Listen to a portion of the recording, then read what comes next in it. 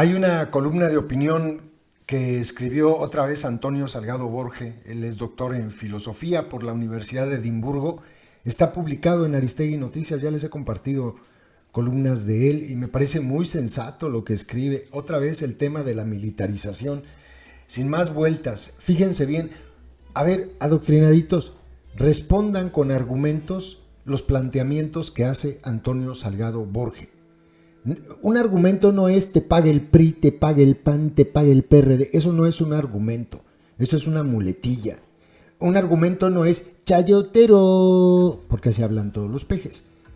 Eso es otra vez una muletilla, de esas que les vomitan desde la presidencia de la República y ustedes se dedican nada más a transmitirlas, sin razonamiento alguno, nada más porque es lo que dice su amo.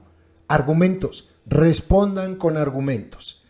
Dice Antonio Salgado Borge en esta columna, que empieza con un título en pregunta: ¿puede la Cuarta Transformación defender la militarización de la seguridad pública con argumentos? Con argumentos. La intención de colocar definitivamente a la Guardia Militar dentro de la Secretaría de la Defensa representa la mayor vuelta en U dada hasta ahora por López Obrador. Durante años, él y algunos de sus colaboradores más cercanos criticaron ferozmente los proyectos militaristas de seguridad pública de Calderón y Peña. Su oposición al uso del ejército para labores de seguridad pública les convirtió dentro del sistema de partidos en la principal barrera de contención contra el peor instinto derechista de estos expresidentes. Es entonces natural preguntar por qué ahora consideran no problemático el concepto que tan vehementemente rechazaron.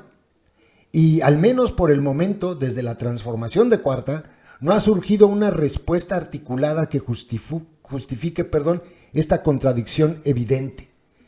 Que AMLO o sus aliados sostengan puntos de vista incompatibles con los que sostuvieron en el pasado no es en sí mismo negativo.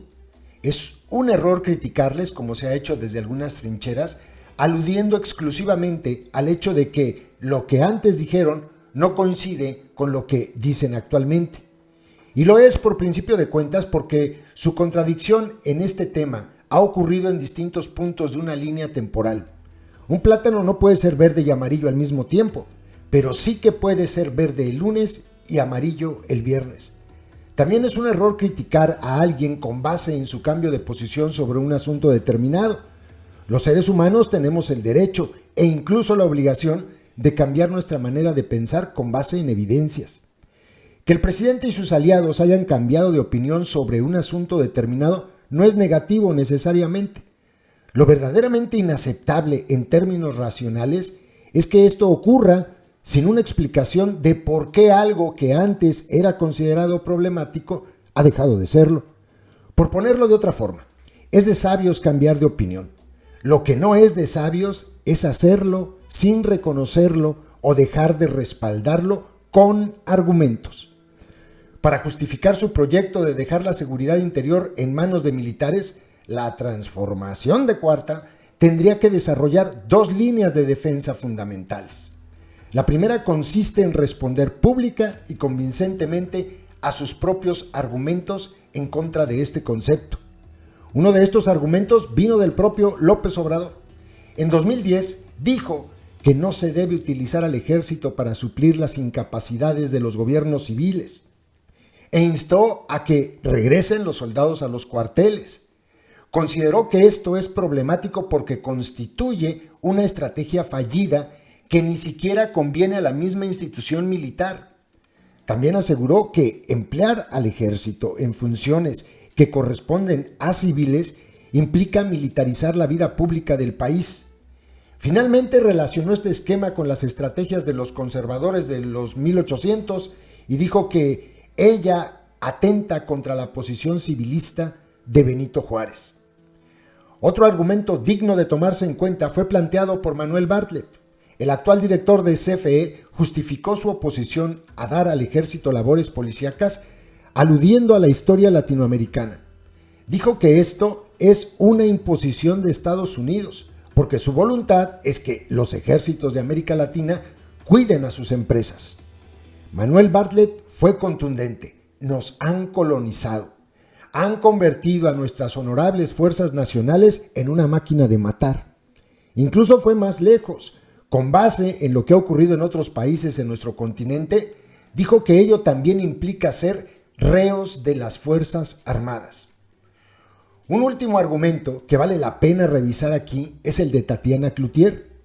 La oposición de la actual secretaria de Economía se basó en el poder político electoral que 5 años de funciones policíacas daría a los militares. Y dijo, el tener 5 años el mando militar estaría hablando inclusive de poder decir que el mando militar es el que va a determinar quién nos gobernará en los próximos 6 años en este país. Me niego a poner esto como una antesala, dijo Cloutier en su momento.